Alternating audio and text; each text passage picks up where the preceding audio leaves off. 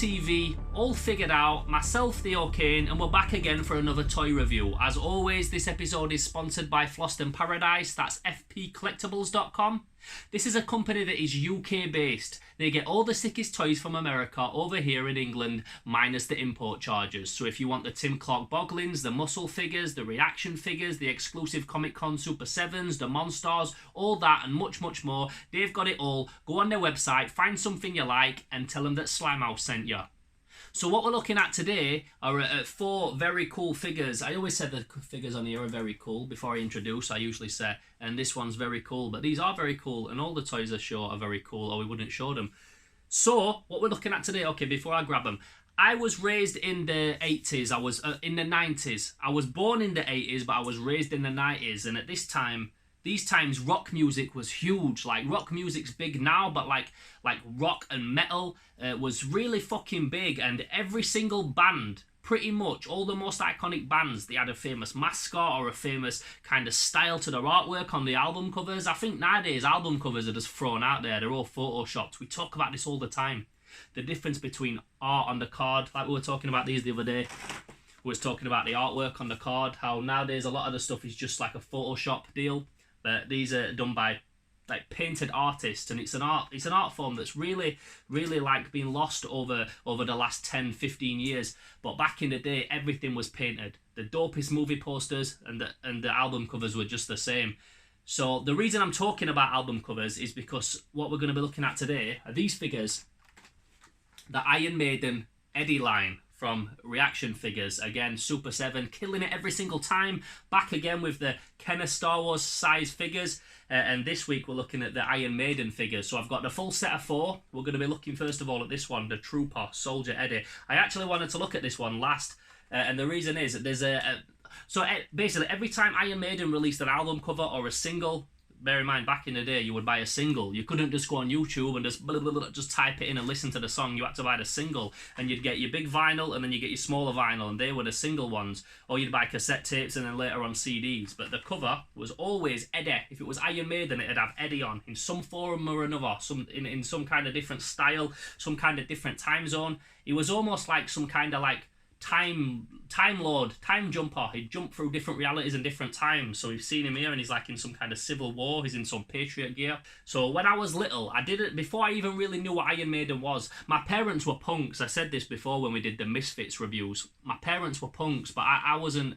So, but they was into rock as well. So I was mostly I mostly had punk in my ears growing up. We had like Sex Pistols and the X-Ray Specs and fucking Exploited and Sham 69 and all these kind of bands. But what my parents also had is they had a big vinyl collection of rock music, and I used to just sit. So when I was really little, I'm talking like 5, before I knew what the name of the bands were, I'd sit for ages just looking through vinyl covers, just looking at the mad artwork, and probably influenced my artwork today a lot without me even knowing. If you look at like the brow on the skull, it's always like this. They do a big brow, and I love drawing the brow like that.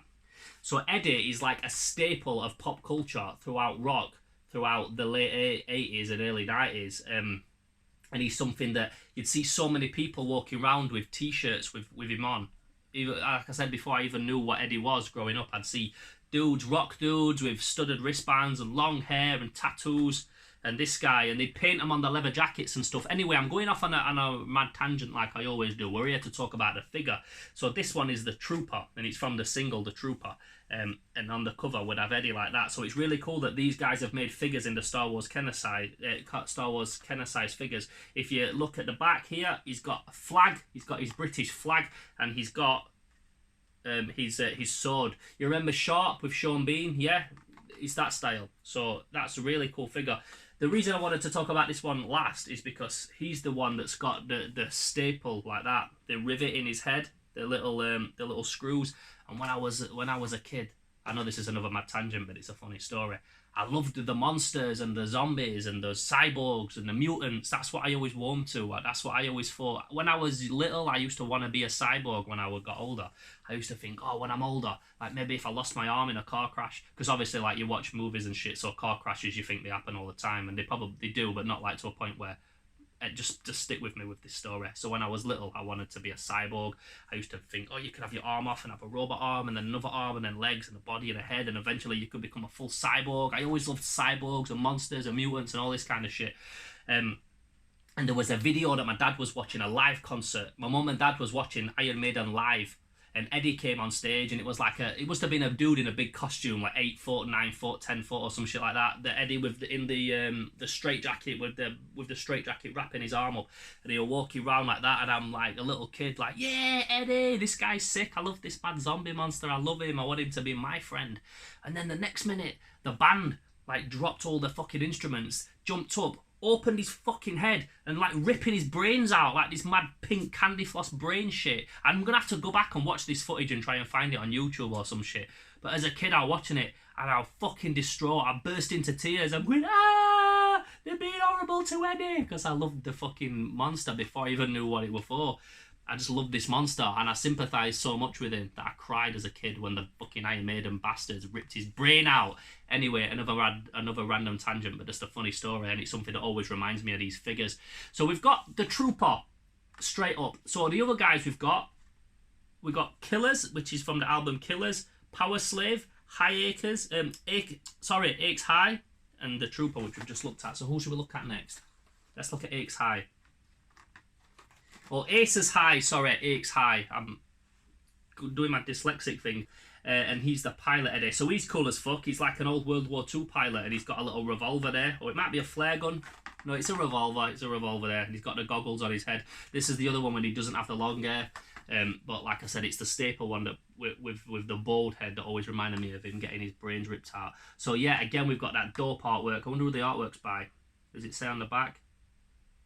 I can't see it. I know it's from the album, but you thought that they might give credit to the artist. But yeah, it's in the 3.75 action figure size, it says on the back, of the Ken of Star Wars, and the Clash of the Titans, and the Indiana Jones, and the Tron, and the Battlestar Galactica figures, and the Black Hole, and all those figures that came out around that time, in the late 70s and early 80s, and throughout the 80s, that were in that size figure. And we always talk about them, and we can say how you can just put them bang next to your other reaction figures. They're all in scale and all in unison together, and they fit with your old Star Wars nice. Next up, we've got, let's save that one to last because that's probably one of the best ones. We've got Killers from the album Killers. This is like probably the most well-known version of Eddie, where he's got the T-shirt on with the long hair. Like I said, you used to get these rock guys who'd wear T-shirts and have the long hair with Eddie on the tops or the backs of the jackets that they painted on with Warhammer paint and like enamel Airfix model paint. I had a friend, Booty. Shouts out to Booty. He's a friend of mine, but he's also been a friend of the family's for years. He used to live at our house when we were little, and he'd sit for hours painting fucking sick motor. Like, again, Motorhead had that sick skull with, like, the bull horns, and there's the Guns N' Roses skulls. Back then, all the rock bands had the sickest artwork, and Iron Maiden was one of those. So I remember him painting it. Shouts to Booty. So he's the classic. He's got the hatchet. He just looked like a crazy, excuse me, he just looked like a crazy psycho killer, and that's why it's called Killers. But I love that shit, and growing up, that's what I wanted to. I liked He-Man, but I preferred Trap Joe and Triclops and the crazy mutant robot ones. So he's Killers, and again, he's in that same style, the 3.75, and he's sculpted exactly like you would imagine that fucking monster Eddie zombie creature if it was in the world of Star Wars. Which is very, very fucking cool. And then finally, I'm dropping them. I'm going to put these on the wall after, when I've done reviewing them. I'm going to put them on my wall because they're cool. Finally, we've got Powerslave. And this one's awesome because it's like a fucking pharaoh. It's like Tutankhamun style. What's the Sphinx? It's like the Sphinx. Some big Egyptian carving into the side of a pyramid, which is awesome. And he's got his mad staff. I don't know what they're called. But like Egyptian gods and pharaohs and shit always have those. Okay, so he's got the hook, like the is it a hook or a rook that they have for pulling the sheep in? Shepherds. He's got something like that, which is probably for dragging slaves around in those days. And then he's also got this thing, and that's I think for wafting flies away. It's like a little whip, like a tiny thing that you go. If you watch Coming to America with Eddie Murphy, his dad has the little made out of tail hair from a fucking creature. So he's got one of those and all. So that's awesome. So that's from the Powerslave album. Again, we've got the wicked artwork, and it's just proper cool that we can get. Let's go through all four of them. It's proper cool that you can get these now. as a figure. Because it's cool that you could have grown up. And obviously, like I said, I'm 30 now. As much as I don't act it, like, I'm 30 now. So even when these was out before I was a kid. So if you're like in your 40s now or some shit and you grew up listening to Iron Maiden and you're into toys, the fact that you can now get excited about a figure that looks like it was made when you was a child, but for one of your favourite bands, in that sick, iconic fucking image of Eddie, is proper cool. So try and get them all in. There we go. We got all 4. Very, very sick. If you want some of these, they've got a very limited run over at FP Collectibles. When I spoke to Nick, the guy that owns it, the other day, because I'm going to send you a set, but just bear in mind, they're going like hotcakes. So if you want one for yourself or you want the whole set, I recommend getting the full set, because why would you just want one unless you had some kind of nostalgic attachment to just that one?